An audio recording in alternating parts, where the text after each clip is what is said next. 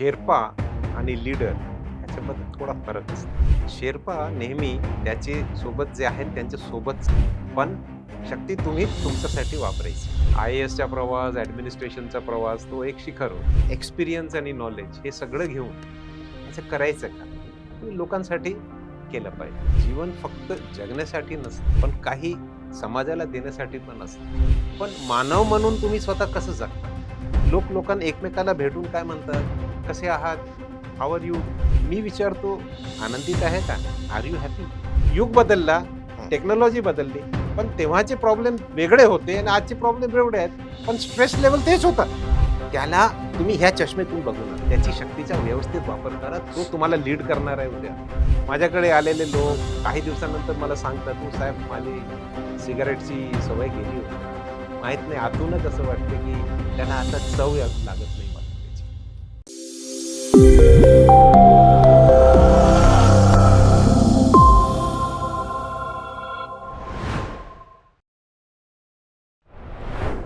नमस्कार. Top news मराठीमध्ये आपलं स्वागत. मी अरुण मेहत्रे आणि आपण पाहतात आमचा मान्यवरांसोबत संवाद, अर्थात स्पेशल गेस्ट. आणि आजचे आपले स्पेशल गेस्ट आहेत उज्ज्वलजी उके सर. सर, आपलं नमस्कार. आमच्या स्टुडिओमध्ये स्वागत. सरांचा परिचय करून द्यायचा झाल्यास, म्हणजे तांत्रिक किंवा औपचारिक परिचय करून द्यायचा झाल्यास, सर निवृत्त प्रशासकीय अधिकारी आहेत, IAS राहिलेले आहेत. मॅनेजमेंटमध्ये सरांनी शिक्षण घेतलं होतं. IIM अहमदाबादचे ते ग्रॅज्युएट आहेत. मात्र याच्याही पलीकडे जाऊन थोडंसं चाकोरी बाहेरचं जीवन सरांनी त्यांच्या निवृत्तीनंतर स्वीकारलं, आणि ते म्हणजे आध्यात्मिक क्षेत्रामध्ये त्यांचं सुरू असलेलं काम. आज सर मानवतेचे शर्पा म्हणजेच O2 या नावाने परिचित आहेत, आणि म्हणून आपल्याला आज सरांसोबत त्याच अनुषंगाने गप्पा मारायच्या आहेत, थोडंसं जाणून घ्यायचं आहे, आणि शक्य झालं तर आमच्या ज्ञानामध्ये थोडीशी भर घालायची, जेणेकरून आमच्या बरोबरच आपल्या प्रेक्षकांचं जीवनमान आहे, ते थोडंसं वेगळ्या अर्थाने आनंदी सुखी कसं होईल हे सगळं समजून घ्यायचं आहे. सर, आपलं मनपूर्वक स्वागत स्टुडिओमध्ये. आणि माझा पहिलाच प्रश्न, की उके ते O2 जी. हा प्रवास कसा झाला? म्हणजे मानवतेचे शेर्पाचा शेर्पा आपल्याला माहिती आहे. शेर्पा म्हणजे काय तर एक वाटाड्या असतो जो आपल्याला शिखरापर्यंत पोहोचवतो. जी. आज तुमच्यामध्ये तो शेर्पा बघितला जातो, आणि त्याच्या मागे इतका मोठं हे आहे की मानवता एक पृष्ठभूमी आहे. तर या प्रवासाविषयी सुरुवात. शेर्पा आणि लीडर ह्याच्यामध्ये थोडा फरक असतो. राईट. शेर्पा नेहमी त्याचे सोबत जे आहेत त्यांच्या सोबत चालतो. हम्म. तो त्यांना मदत करत नाही. हम्म. पण तो वॉच ठेवतो. हम्म. कुठेतरी पाय जर घसरला हम्म. किंवा काही चूक झाली, की तो बरोबर धरतो. पण शक्ती तुम्ही तुमच्यासाठी वापरायची. बर. लीडर काय असतो? तो स्वतः लीड करतो, लोकांना प्रोत्साहित करतो, मोटिव्हेट करतो. पण शेर्पा पदोपद प्रत्येक पाऊल हम्म. तुमच्या बरोबर चालतो आणि तो शिखरापर्यंत पोहोचून देतो तुम्हाला. पण तुम्हाला मदत नाही करत. He encourages you to use your own powers. Right. जे तुमची स्वतःची जी शक्ती आहे तेच वापरण्याची आणि कसं वापरायची बर. त्याची तो शिकवण देतो. आणि हम्म. फक्त कुठे पाऊल चुकला हम्म. तर तो आहे तुम्हाला मदत करण्यासाठी. तर बर. त्यामुळे शेर्पा. हा. हे यात्रा कसं झाली? आता शिखरापर्यंत पोहोचले. तो एक शिखर होता. हो. IASचा प्रवास, ॲडमिनिस्ट्रेशनचा प्रवास तो एक शिखर होता. हम्म. हा शिखर एक शिखरपर्यंत पोहोचल्याच्या नंतर पुढच्या शिखर कुठे? हम्म. कुठे जायचं? हम्म. तर एक दुसरा शिखर दिसला, की इतका एक्सपिरियन्स आणि नॉलेज हे सगळं घेऊन ह्याचं करायचं का? हम्म. हे लोकांसाठी केलं पाहिजे. माझ्या एक आमचे महोपेक्षामध्ये मूल ब्रीद वाक्य आहे परोपकार. बर. लोकांसाठी, कारण की शेवटी एक दिवस सर्वांना जायचेच आहे. हम्म. जाण्याच्या पूर्वी जे समाजाकडून किंवा अनुभवाकडून जे आम्ही घेतलं, हम्म. ते इतरांपर्यंत कसं पोहोचवायचं? हम्म. ही एक दुसरी यात्रा. पहिले शिखर पूर्ण झालेच, दुसरे शिखरकडे मी वाटचाल केली. बर. आणि जसं मी आता उल्लेख केला, की एक वाटाड्या असतो जो मार्ग दाखवत असतो, आणि तो रोल तुम्ही आता जी, म्हणजे तो स्वीकारला, आणि जी. तो लोकांपर्यंत त्या माध्यमातून तुम्ही जाता आहात. मला प्रश्न असा पडतो, की ही एका अर्थाने हिमालयाकडे वाटचाल तुमची होती. अ, तर हे सगळं म्हणजे आता सुखी जीवन सोडायचं आपलं छान, तुम्ही निवृत्त झालात, पद, पैसा, प्रतिष्ठा सगळं काही अनुभवलं आणि आता छान आपलं कौटुंबिक जीवन जगायचं, समाजात वावरायचं. अ, हे सगळं सोडून तुम्ही या वेगळ्या वाटेला मग का का गेलात? काय असते, जीवन फक्त जगण्यासाठी नसतो, हं, पण काही समाजाला देण्यासाठी पण असतो. हं, आणि ती एक भावना माझ्यामध्ये खूप जास्त आहे. खरं म्हटलं तर ॲडमिनिस्ट्रेटिव्ह हं, जीवनमध्ये पण हं. जास्त ना जास्त मी सोशल सेक्टर्समध्येच काम केलंय. हो. महिला बाल विकासमध्ये, समाज कल्याणमध्ये सगळीकडे मी अनेक वर्ष घालवले हं, आणि अनेक पॉलिसी डिसिजन्समध्ये पण मदत दिली मी. हं, पण त्याचं ध्येय हे होतं, की समाजासाठी काय करता येईल? हं.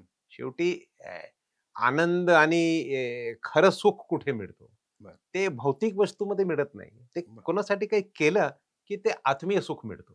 बरं, तर हे आत्मीय सुख सर्व्हिस बरोबर जाता कामा नये. बरं, आता मी स्वतःच ते आत्मीय सुख भोगण्यासाठी हं, लोकांचं बरोबर आहे. बरं, कोणाला काही गाईडन्स पाहिजे, काय पाहिजे, तर माझी जी सिस्टम आहे महोपेक्षा, हं, त्याच्यामध्ये आम्ही लोकांना शिकवतो, हं, की हे भौतिक शिक्षण, इंजिनिअरिंग किंवा कोणतंही तुम्ही म्हणा, हं, इकॉनॉमिक्स कोणतेही तुम्ही शिक्षण घेतला, पण मानव म्हणून तुम्ही स्वतः कसं जगतात? बरं, are you for the society? Are you happy? हं, लोकांना एकमेकाला भेटून काय म्हणतात? "कसे आहात? How are you?" हं, हं, मी विचारतो, "आनंदित आहे का? आर यू हं, हॅपी?" प्रश्न पडतो लोकांना. हं. नाहीतर म्हणतात, "हो, मी खूप खुश आहे." Are you really happy? बरं, ते म्हणतो, "हां, साहेब आहे." हा विचित्र प्रश्न आहे, असं विचारू नका बरं. मला. कुठेतरी लागते ते. पण खरं आनंद आहे का आतमध्ये? कारण की आम्ही प्रत्येक माणूस हं, 2 गोष्टी असतात. आम्ही जेव्हा इतरांना बघतो, तर इतरांना आम्ही आरसासारखं बघतो, हं, की तुमचं ओपिनियन माझ्याबद्दल काय आहे? हं, एम आय गुड? मी चांगला दिसतो ना? बरोबर आहे ना? एक तो असतो आणि प्रत्येक माणसाकडे आम्ही आरसासारखं बघतो आणि दुसरं असं आहे, की तो खरोखर जेव्हा आरसा आमच्या समोर येतो, हं, मी जर स्वतःला जेव्हा बघतो, हं, तर प्रश्न येते, की एम आय अप्रूव्हिंग मायसेल्फ? मी स्वतःला am I happy with myself? मला खरोखर वाटते का, की मी एक चांगलं जीवन जगतो आहे किंवा मी सुखी आणि समाधानी आहे मी जे काही करत आहे त्यासाठी? That is the question. पण हे उत्तर तुम्ही लोकांना या प्रश्नाचं उत्तर लोकांपर्यंत पोहोचवता. पण त्याच्या आधी तुम्हाला ते उत्तर प्राप्त झालेलं असतं, ज्याला आपण ज्ञान म्हणतो. म्हणजे बुद्ध बोधी वृक्षाखाली बसला, साधना केली आणि तपश्चर्या केली आणि त्याला ते प्राप्त झालं. अ, तर ही साधना तुम्ही काय स्वरूपात केली? कशा माध्यमातून ही साधना किंवा ही तपश्चर्या केली आणि इथे इथवर पोहोचलात? याबद्दल मला उत्सुकता आहे. कारण शेवटी आपल्याला जर ज्ञान ज्ञात झालं, तर आपण ते इतरांपर्यंत पोहोचवू शकतो. आपण बुद्धांचं उदाहरण दिलं ते तर फार महान होते. पण माझ्या जर्नी तसं ॲडमिनिस्ट्रेशनमध्ये आणि गव्हर्नमेंट जॉबमध्ये काम करता मी जसं म्हटलं मी खूप सामाजिक क्षेत्रामध्ये काम केलं आहे. पीडा बघितली आहे हं, आणि तिथून काही संवेदना पण जागृत होतात. संवेदना असणं फार गरजेचं आहे आणि जेव्हा माणसाला दिसते, की कितीही आम्ही केलं तरीही कमी पडते आहे. हं, शासनाची खूप ताकद आहे. अथक परिश्रम करून, खूप ताकद वापरून तरीही काही मुले हं, लहानपणामध्ये कुपोषणामुळे दगावतात. ते हं, डोळ्यांनी बघितलेलं आहे. हं, बरेचसे असे ट्रॅजेडीज बघितलेले आहेत. तर कुठेतरी मनात एक एक मंथन होतो, की कितीही केलं तरी ते कमी आहे. तर शेवटी व्हेअर इस द सोल्युशन? हं. Solution is everybody has to look inside and develop himself. That is the solution. दुःखात जाणं फार सोपं आहे. दुःखात जाणं फार सोपं आहे. स्वतःला सावरून एक एक ठामपणे उभे राहून इतरांचे दुःख कमी करणं, तो खरं म्हटलं तर that is the work of the Sherpa. आणि माझी यात्रा ॲडमिनिस्ट्रेशनमधूनच जेव्हा मी होतो, तेव्हापासूनच सुरू झाली आणि हळू-हळू, हळू-हळू एक असं कालखंड येतो, जेव्हा माणसाला वाटते, की हे सगळं मध्ये काही राहिलं नाही. शेवटी काय ते मी नेहमी म्हणतो, की बुद्धिबळचा खेळ असतो. बुद्धिबळाच्या खेळामध्ये ते पांढरे हं, हं. आणि काळे गोटे असतात. एक साइड जिंकतो, एक साइड हरतो. पण खेळ संपण्याच्या नंतर सगळे गोटे, तो बादशाह असो किंवा तो प्यादा असो, ते सगळे एकच डब्यामध्ये जातात. End is all the same. तर तुम्ही हे जे काही मोठे-मोठे आम्ही जे विचार करतो, हे फक्त हे जीवनकाळमध्ये एक एक एक मिथ्याच आहे ना. क्षणिक एक आनंद आहे, की मी बादशाह झालो. शेवटी तुम्हाला त्या डब्यामध्ये जायचं आहे. सर्वांचे बरोबरच जायचं आहे. सो जेव्हा जीवन आहे आमच्याकडे, व्हेन वी आर अलाइव्ह, या जीवनखंडात, जीवनकाळात आनंद कुठे प्राप्त होतो? तर जेव्हा तुम्हाला हे जे घमंड किंवा अहंकार आहे, हे जेव्हा कमी होतो आणि जेव्हा तुम्हाला वाटते, की नाही, हा जीवन एक त्याच्या एक मीनिंग आहे. तो मीनिंग आहे लोकांचे कुठेतरी संवेदना करून त्याचे दुःख कमी करणं. जर हे मार्ग तुम्हाला मिळाला, तर खूप तुम्हाला आत्मीय सुख मिळेल आणि तो आत्मीय सुख मी भोगत आहे. म्हणजे मोहपेक्षा जे आहे तर ते एक साधन किंवा एक हाती लागलेलं परीस म्हणायचं आणि ज्यातनं लोकांचं जीवन जी. ज्याचा स्पर्श झाला की जीवन उधळून निघतं. जी, असं काही म्हणजे परिसपत्तर नाही आहे तो, म्हणजे मॅजिक नाही नाही आहे. मॅजिक नाही पण हे एक पण एक पण शिकवण आहे. एक्झॅक्टली शिकवण इट इज अ आहे एक स्टडी. एक एक तत्व आहे किंवा तत्व एक आहे. तत्वज्ञान आहे. जी, हा. जी. तर ते थोडं एलोबरेट जर तुम्ही केलात थोडंसं तपशिलात सांगितलं की मोहपेक्षा कारण शेवटी तुम्ही तर तुमच्या प्रशिक्षण वर्गातनं हे हो. सांगत असता पण थोडं थोडक्यात सांगतो हा. मी. काय आहे, सुरुवात करूया जसं आम्ही कसं सुरुवात करतो. जसं एक व्यक्तीला मोटार गाडी चालवायची शिकायचं आहे. तर सर्वप्रथम काय आम्ही शिकवतो? हा स्टीअरिंग आहे, हा एक्सेलेरेटर आहे, हा ब्रेक आहे. हा वेव्ह दाखवतो. ते गाडी एकदा तुम्हाला कळली, की कोणकोणते पार्ट्स आहेत, त्याच्यानंतर स्टार्ट कसं करायचं, कसं चालवायचं. आमचं प्रोसेस तसंच आहे. सुरुवातीला आम्ही आपली ओळख आपल्याशीच करतो. की आपला मन कसं काम करतो, आपल्या मनात कोणकोणते भाग आहेत, विचार करणारं मन कोणतं आहे आणि जे याला सुप्त भाग म्हणतो तो काय आहे, चेतन मन कसं काम करतो, अचेतन मन कसं काम करतो, ह्याच्याविषयी आम्ही शिकवतो. बरं.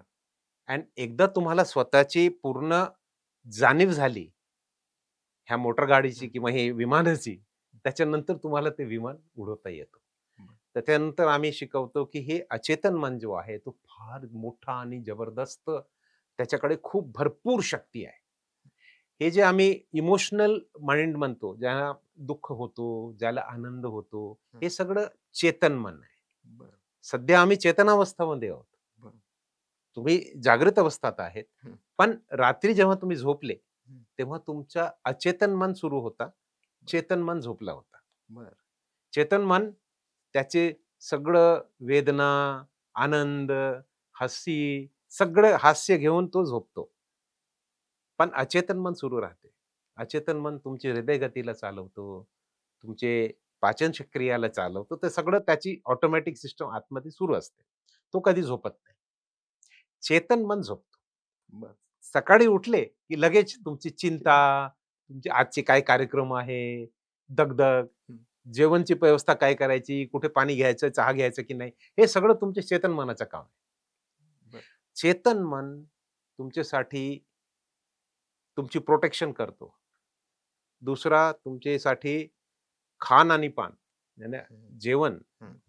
आम्हाला पोषण पाहिजे. पोषण. पोषण आणि पाणी हे 2 गरजे आहेत. हं. ते पूर्ण करून देतो. आता तुम्ही जंगलात गेले, हत्ती, त्याच्याकडे पण चेतन मन आहे. हं. तो डोळ्यांनी बघतो, त्याला भूक लागली, तर डोळ्यांनी बघतो जंगलात कुठे त्याला केळी दिसतात. तर तो जाऊन सोंड्यानी काढतो आणि बरं. तो पोषण घेतो. तसंच चेतन मन is supposed to be doing protection, पाणी, जेवण ह्याची पूर्ण कंप्लीट अवेलेबिलिटी तो करून देतो. आणि अचेतन मन काय म्हणतो, "मालिक, मला पोषण दिलं ना, आता त्याच्यातून प्रोटीन आणि कार्बोहायड्रेट आणि तुमचे कॅल्शियम आणि हे सगळं काढण्याचं काम माझं आहे." बरं. तर हे 2 वेगळे-वेगळे भाग आहेत बाय. तुमचे मनाचे. बरं. पण त्यांना मी एक समजवण्यासाठी मी संज्ञा काय दिली आहे, की चेतन मन आहे तुमच्या रामासारखं आहे. बरं. आणि अचेतन मन आहे हनुमानसारखं. हं. दोघेही त्यांचे त्यांच्या क्षेत्रात खूप पॉवरफुल आहेत आणि ते एकमेकाला हं.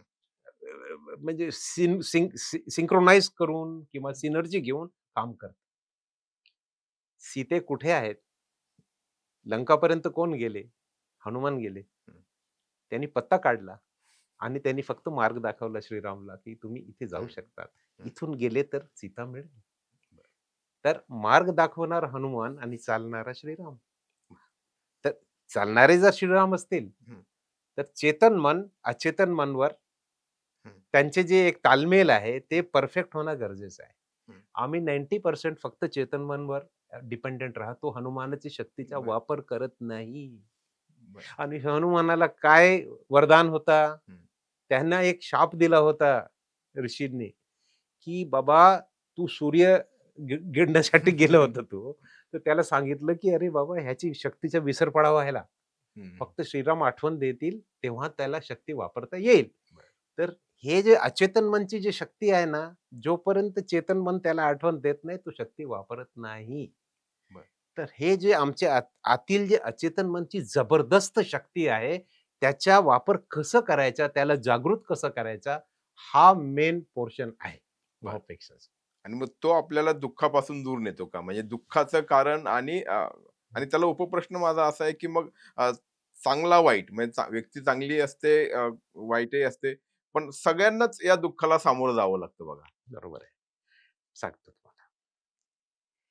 हनुमानाला दुःख होत नाही. हं, कधी तुम्ही हनुमानाला रडताना किंवा हसताना बघत नाही. हं, बरोबर आहे ना? इमोशनलेस. हं, शक्तिशाली, हं, इमोशनलेस. हं, पण श्रीरामनी जे आज्ञा दिली, त्याप्रमाणे काम करायचं आहे.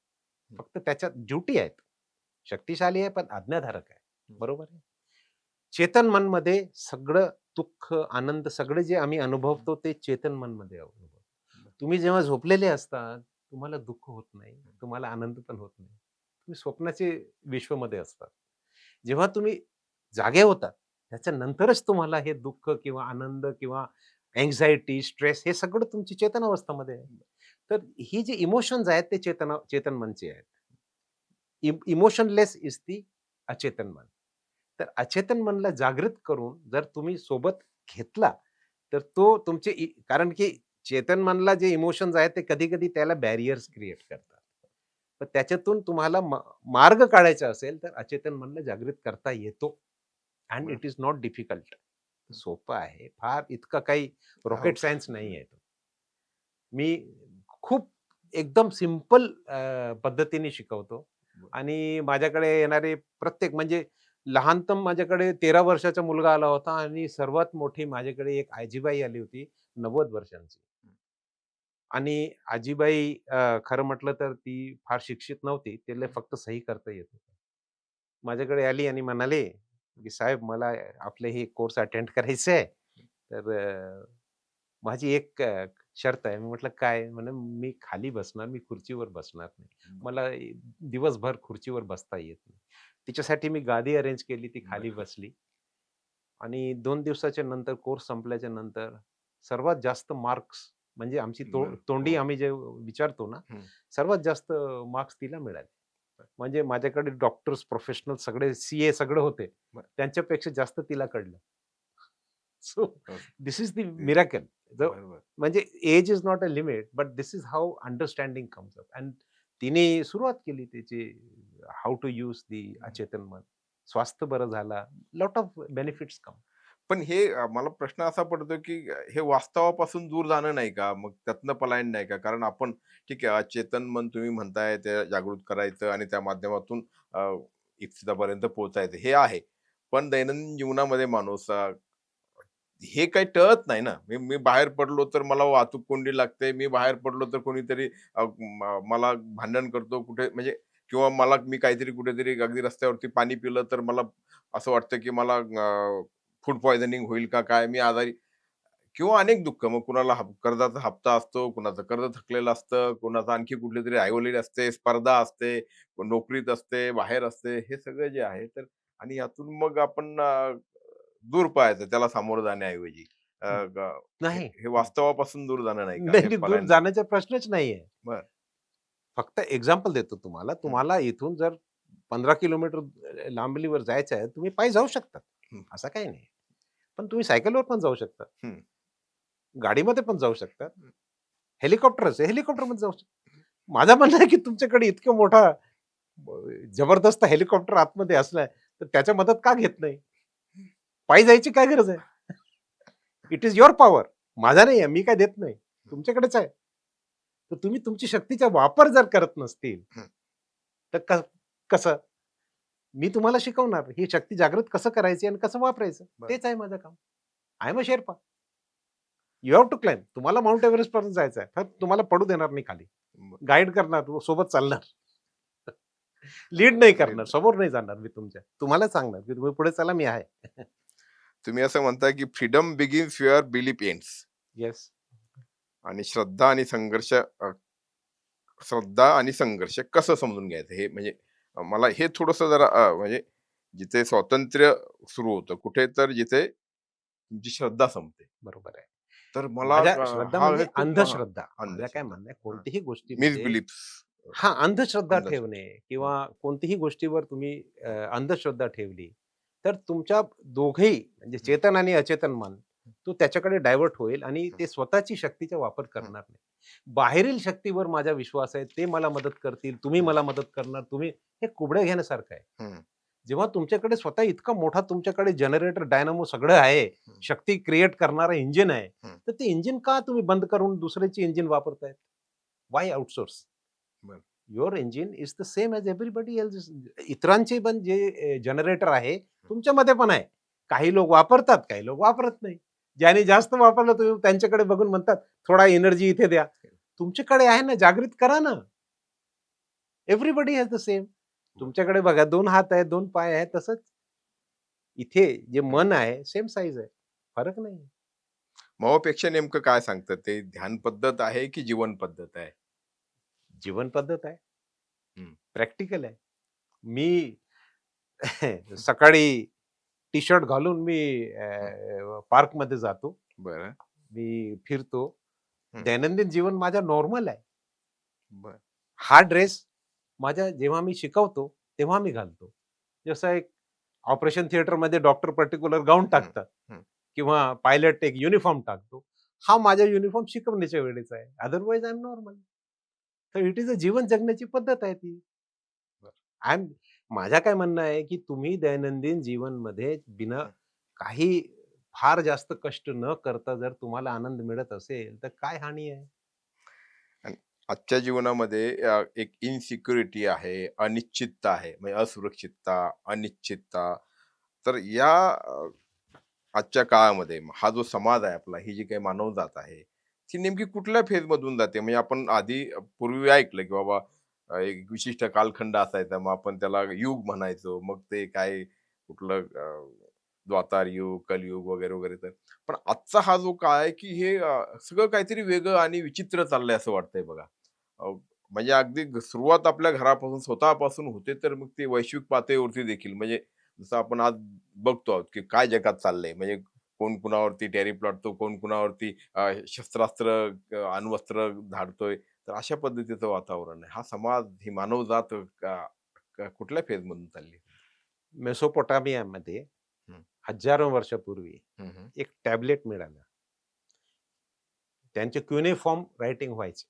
बरं. क्युनेफॉर्म रायटिंगचा एक टॅबलेट मिळाला, हं. ज्याच्यामध्ये एक माणसाने लिहिलेलं आहे, की आजकाल लहान तरुण पिढी आमच्या ऐकत नाही. खूप पुढे गेलेली आहे. हं. सगळीकडे चिंतेचं वातावरण आहे. माहीत नाही काय होईल? हं, हे हं. आम्हाला कुठे घेऊन जाणार? नवीन गोष्ट करत राहतात. हं. मला खूप चिंता पडलेली आहे. ह्या जगाचं काय होईल? हं. 3,000-4,000 वर्षापूर्वी ते लिहिलेला होता आणि हं. आज पण तुम्ही तेच सांगताय. प्रत्येक क्षणामध्ये, प्रत्येक बरं. युगात, हं, हं. पाषाण युग ते आजच्या युग, प्रत्येक युगात तेच चॅलेंजेस असतात. फक्त चॅलेंजचं स्वरूप बदलतो. चिंता तेच असते. आता काय होईल? आता काय होईल? Everything is comfortable. There is no problem. Everything can be handled. हे जे अण्वस्त्र किंवा हे जे हं. आपण म्हणतात, हे मानवानेच निर्मित केले आहेत ना. तर मानवच त्याच्यातून सुटका करेल. Everything is created by humans and humans can come out of it. तो पाषाण युग असो, 100 वर्ष पूर्वीचा हं. असो किंवा 500 वर्ष पूर्वीचा असो किंवा आज असो. आम्ही स्वतःचे आयुष्यात 20 वर्षापूर्वी हे नव्हतं ना. मी आपल्याला सांगत होतो, मी बुलढाण्याला होतो हं. 1995 ला. तेव्हा मोबाईल फोन्स नव्हते ना. तेव्हा हं. 95 ला शेवटी ते इंट्रोड्यूस झाले. त्याच्यापूर्वी, "अरे बाबा, मी घरी चाललो आहे, तिथे पोहोचून मी तुम्हाला फोन करतो." असं व्हायचं ना. आता आम्ही सगळीकडे कुठेही उभे राहिले तर फोन करू शकतो. युग बदलला, हं, टेक्नॉलॉजी बदलली, हं. पण तेव्हाचे प्रॉब्लेम वेगळे होते आणि आजचे प्रॉब्लेम वेगळे आहेत. पण स्ट्रेस लेव्हल तेच होता. तेव्हा पण तितकं स्ट्रेस होता, आज पण तितकं स्ट्रेस आहे. आम्हाला थोडंसं एक वाटते, थोडा एक एक माणसाला एक अहंकार असते, की माझ्या युगात मला जितके त्रास होत आहे, इतका त्रास कोणाला नाही झाला. असं नसतं. तर तुम्ही म्हणता त्यानुसार चॅलेंजेस हे त्या काळात पण होते आणि त्याच्यावरती उत्तर त्या काळात पण शोधली गेली. जी, म्हणजे आपल्या साधू संतांनी तर खूप मोठं काम करून ठेवलेलं आहे. जी. म्हणजे माऊलींनी तर विश्वाला पासायदान दिलं. तर मला प्रश्न असा पडतो, की हे जर आधीच आपल्याकडे एवढं सांगून ठेवलेलं आहे, आपल्याकडे म्हणजे ऑलरेडी आपल्या प्लॅटरमध्ये आहे, तर आज परत सांगण्याची काय आवश्यकता आहे? आज परत कुणीतरी म्हणजे एक उज्ज्वलजी उकेंना येऊन एक तत्वज्ञान का मांडावं लागतंय? असं आहे, की टेक्नॉलॉजी सेम असते.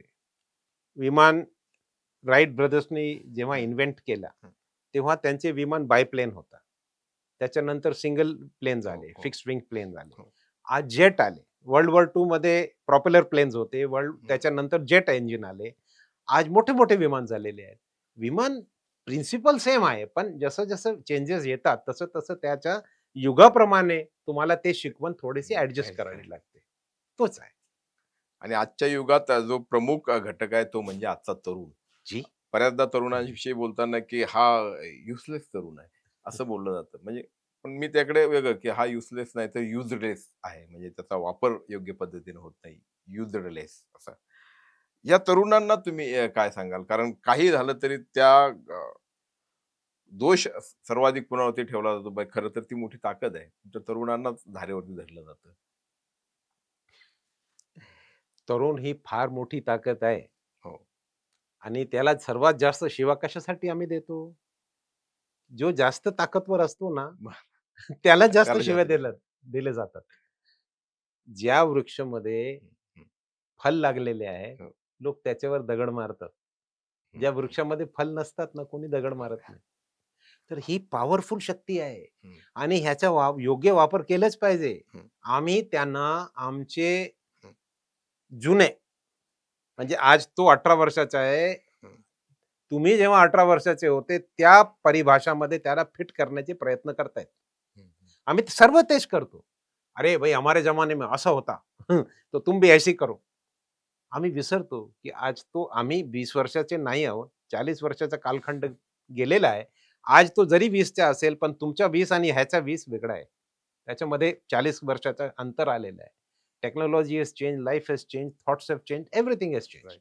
सो त्याला तुम्ही ह्या चष्मेतून बघू नका. त्याची शक्तीचा व्यवस्थित वापर करा. तो तुम्हाला लीड करणार आहे उद्या. आतापर्यंत आम्ही लीड करत आलो ना. लहान मुलाला तुम्ही चालवण्याचं शिकवतात. पण जेव्हा तो मोठा होतो, तो तुम्हाला घेऊन चालतो. दॅट इज दी तो दस्तूर आहे जीवनाचा. जेव्हा तुम्ही म्हातारे होतील आणि तुमचा मुलगा तरुण होईल, तो तुम्हाला घेऊन जाईल. लहानपणामध्ये तुम्ही त्याला घेऊन जात होते. तर त्याप्रमाणे माझं असं म्हणणं आहे, की यूथवर खूप विश्वास ठेवा. तो तुमचं भविष्य आहे. त्याला शिव्या देऊ नका.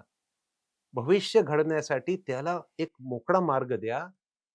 सतसत विवेक बुद्धीचा वापर करणं शिकवा. बस that's all. Teach him how to think. बाकी तो आपोआप करेल. इतके वर्ष सुरुवातपासून मानव आला 17 लाख वर्षापूर्वी पृथ्वी.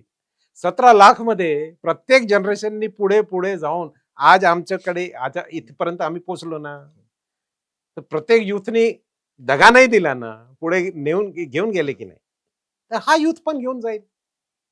माझा पूर्ण विश्वास आहे. तुम्ही यामध्ये काम करता आहात आणि जसं तुम्ही सांगितलं की वेगवेगळ्या ठिकाणी प्रशिक्षण किंवा असे सेशन्स होत असतात. जी.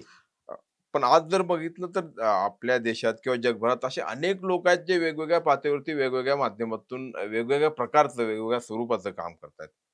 पण दुर्दैवानं त्याची वेळी असंही म्हणायला लागतं की काही लोकांनी अक्षरशः बाजार मांडला हो. या काहींनी अध्यात्माचा बाजार मांडला, काहींनी काय काय गैरप्रकार म्हणजे आपण कल्पना करू शकत नाही अशा पद्धतीचे.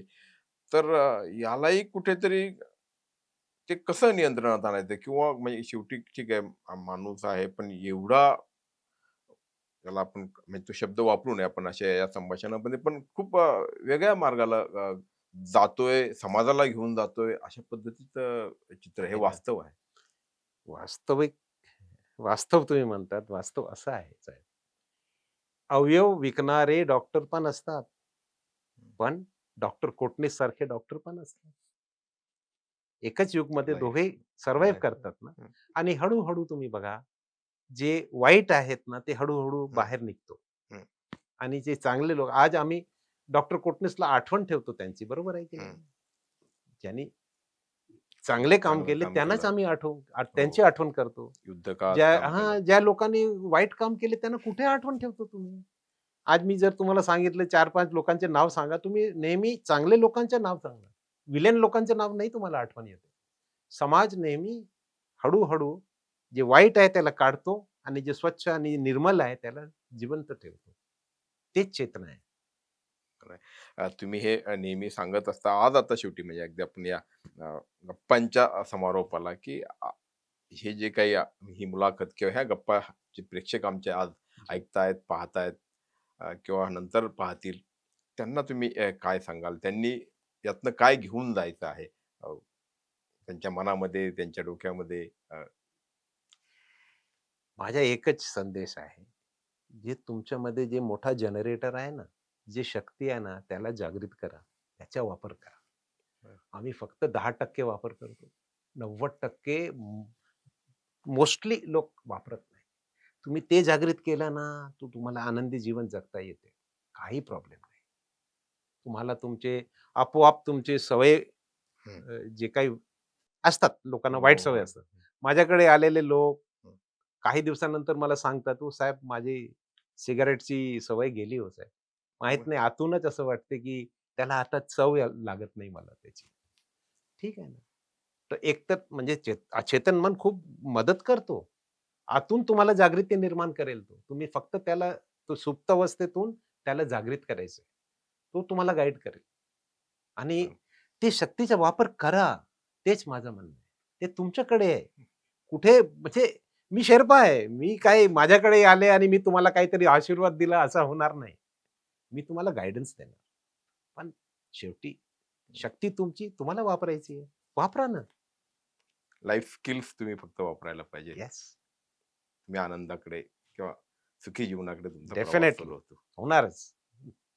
खूप छान सर, तुम्ही आज स्टुडिओमध्ये वेळ काढून आलात आणि निश्चितपणे म्हणजे जसं मी आता म्हटलं, की खूप माणसाच्या डोक्यामध्ये अगदी पहाटे उठल्यापासून तर रात्री झोपेपर्यंत अनेक प्रकारच्या चिंता असतात, तो ग्रासलेला असतो. मात्र या सगळ्यातून त्याला मुक्ती हवी असते. मुक्ती काय, तर वास्तव तर बदलत नाही, पण स्वतःच्या जीवनामध्ये काही बदल घडवून निश्चितपणे आनंदापर्यंत पोहोचता येतं. आणि त्याचा मार्ग काय आहे तो सरांनी सांगितला. शेर्पा खऱ्या अर्थाने आज आपल्याला भेटला. तर आपण आमच्या स्टुडिओमध्ये आलात आणि आम्हाला मार्गदर्शन केलं, मनमोकळ्या गप्पा मारल्या, त्याबद्दल मनपूर्वक आभार. मी पण आपला आभारी आहे. आपण मला वेळ दिला आणि चांगले गप्पे झाले आमचे. स्वागत आहे सर. थँक्यू. तुमची car, electric panel, data server आगीपासून सुरक्षित आहे का? नाही? मग आजच बसवा F Protect temperature activated fire suppression device. यामध्ये आहे eco friendly non toxic pressurised liquid, जे आग लागल्यास क्षणार्धात ऍक्टिव्हेट होऊन आगीवरती मिळवते नियंत्रण. बसवण्यास अतिशय सोपे आणि सुटसुटीत. टेकालिपचे एक दर्जेदार उत्पादन एफ प्रोटेक्ट.